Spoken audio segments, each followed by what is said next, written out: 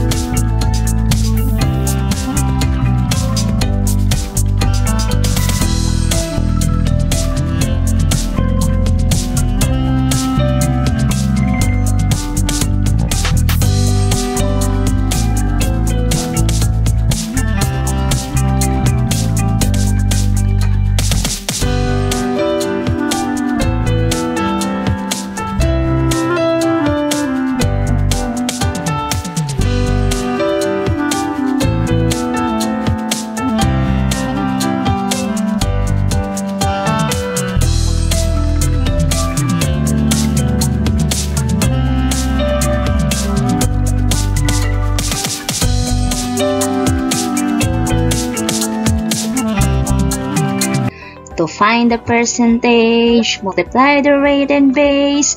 This is the easy way to find the percentage. Again, to find the percentage, multiply the rate and base.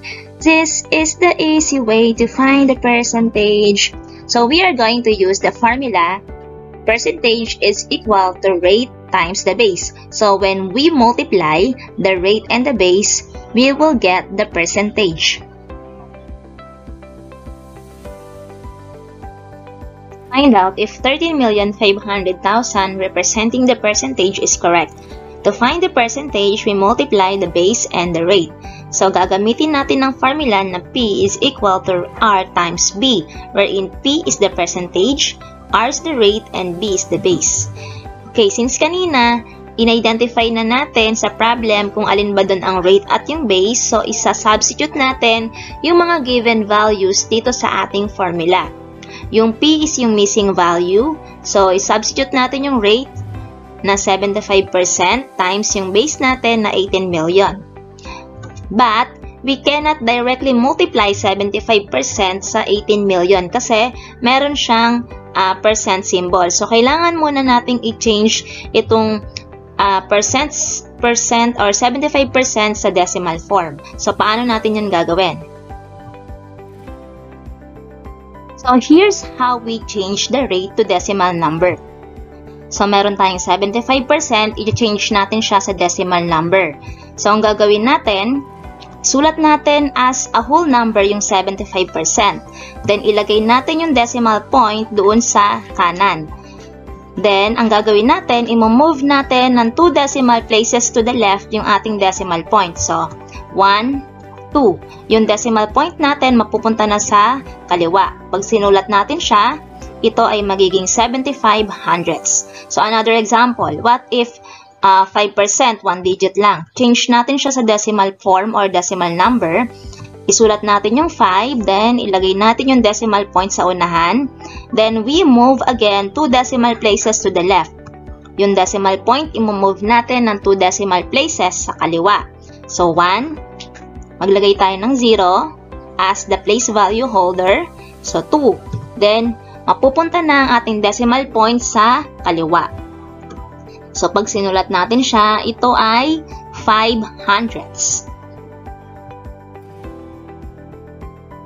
So, balikan natin yung ating sinosolve kanina. So, i-change na natin tong 75% into decimal form. Magiging 75 hundredths times 18 million. So, pag pinag-multiply natin yung dalawang value na yan, we will get 13,500,000. Therefore, tama ang ating percentage na 13,500,000. Have different ways to solve the percentage. So, meron tayong mga paraan para ma-solve ang percentage. So, ang first way natin is yung percent rate natin in fraction form with 100 as denominator. Then, pwede rin natin yung percent rate natin is i-simplest form natin. And yung percent rate natin is i-change natin sa decimal form. So, paano natin gagawin ang mga ito? Okay, so we will apply these ways or this method to this problem. So let us read the problem. There are 45 pupils in Mr. Garcia's class. Because of the heavy traffic, 20% were late coming to school. How many pupils came late? Okay, so we will apply these ways to find the percentage or to find the pupils who came late. So to solve this problem, we have to identify first what is the percentage, what is the base, and what is the rate. So since percentage ang missing, lagyan natin question mark. Then we will get the base. So ang base dito, yung total population or yung kabuuan, that is 45. Then yung rate natin, syempre yung may katabing percent symbol, so 20%. And we will use the formula P equals R times B. Okay, so let us solve the percentage using this method, wherein the percent rate will be changed into fraction form, wherein the denominator is 100. So, but we still apply the method, or we will still use this formula, percentage equals rate times the base. So, i-substitute muna natin yung mga given value sa formula natin. P equals 20% times 45. Okay, so yung 20%, i-change natin sa fraction form, di ba? Pag change natin ng 20%, that will be 20 over 100. Di ba? I-compare natin yung number sa 100 since yung percent means per 100. Then, nilagay lang natin or change lang natin itong 45, ginawa natin ng denominator since may imaginary 1 siya dito. Pag whole number, ang denominator niya is yung 1. Then, we will apply the cancellation method. So, we can cancel 20 and 100. So, saan natin i-divide o ano ang GCF ng 20 and 100? So, we can divide them by 20. So, 20 divided by 20, that is 1. And 100 divided by 20, that is 5. Again, hanap ka pa ng pwede mong i-cancel. Pwede nating i-cancel ang 45 at 5. So, divisible siya by 5. So, when we divide 5 by 5, that is 1. And when we divide 45 by 5, that is 9. So, ang natira na lang ngayon is 1, 9, and yung dalawang 1 na denominator. So, when we multiply, 1 times 9, that is 9, and 1 times 1 is 1. So, 9 divided by 1 is 9. Therefore, ang ating percentage is 9. So, let's apply percent rate in simplest form. So, yung 20%, kinonvert natin sa simplest form, that is 1/5. Similar din siya ng percent in fraction form wherein the denominator is 100. Dito nga lang, sinimplify na natin ng diretso yung 20 over 100. Kaya naging 1/5 na siya. Then, we will use again the formula P equals R times B and substitute the given values dito sa ating formula. So, 20% times 45 equals percentage. So, idiretso na nating i-substitute yung 1 over 5 sa ating rate, that is 1/5 times 45 over 1. Again, use cancellation method. So, 45 and 5, kinancel natin kasi divisible sila by 5. So, may matitirang 9 sa 45 divided by 5, that is 9. And 5 divided by 5, that is 1. Then, i-multiply natin lahat ng mga natirang numbers.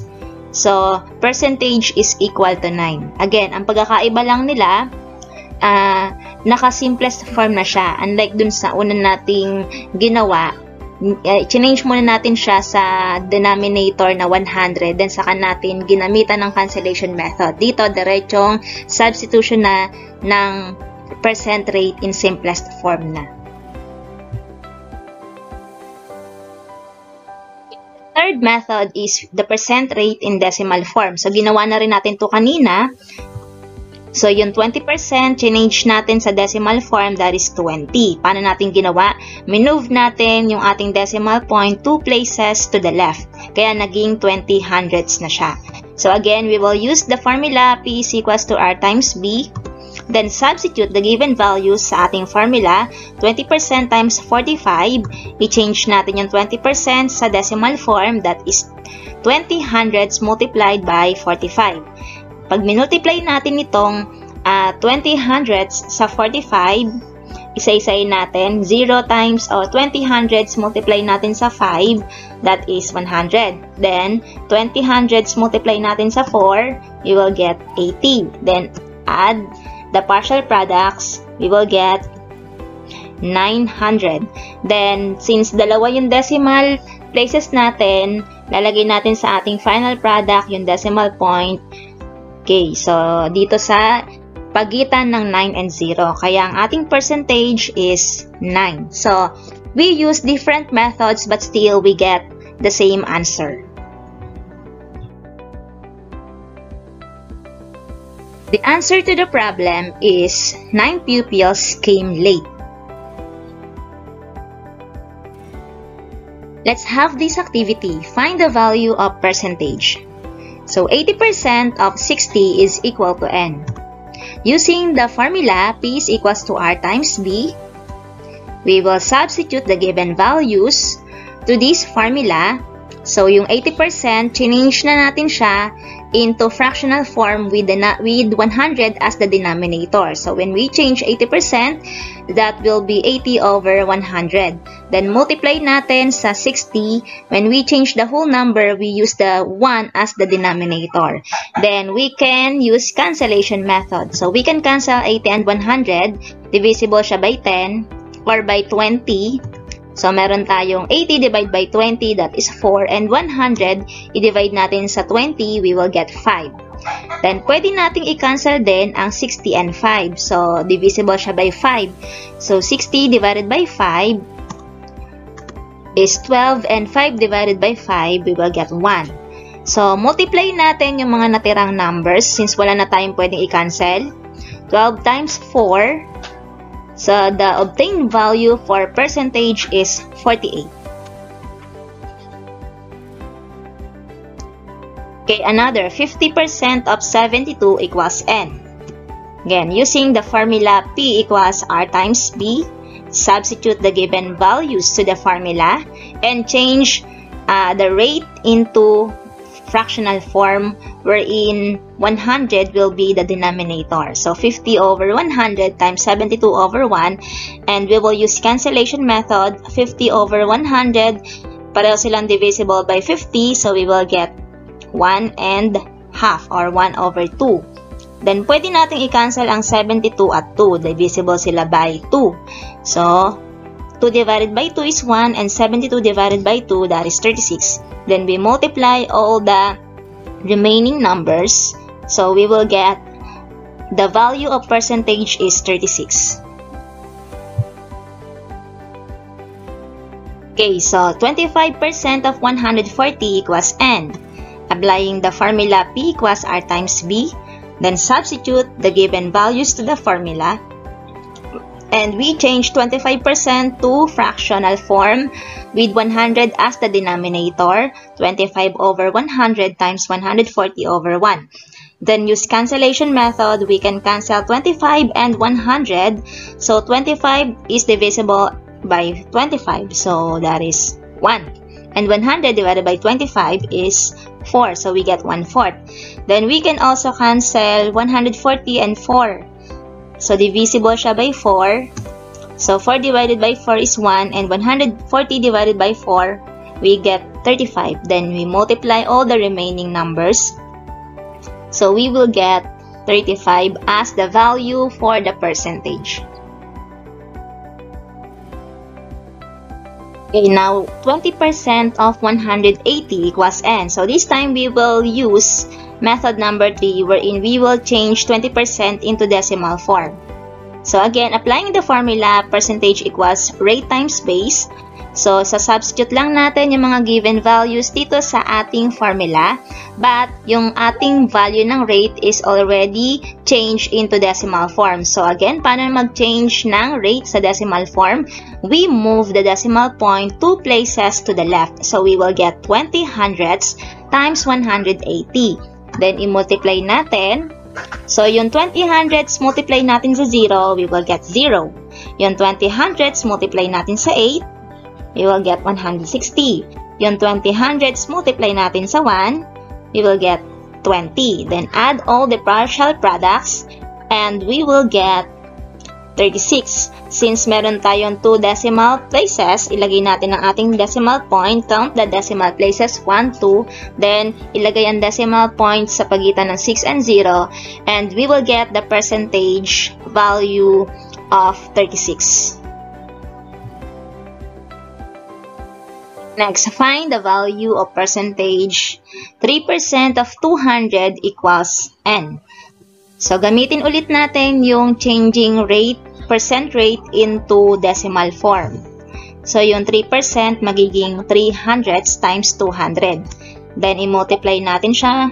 So, we will get yung 300s multiply sa 0, that is 0. 300s multiply sa 0, again 0. 300s multiply sa 2, we will get 6. Then add all the partial products. Ang makukuha natin ay 6. Count the decimal places. Meron tayong 2 decimal places. So ilagay natin ang decimal point sa pagitan ng 6 and 0. Therefore, the value of percentage is 6.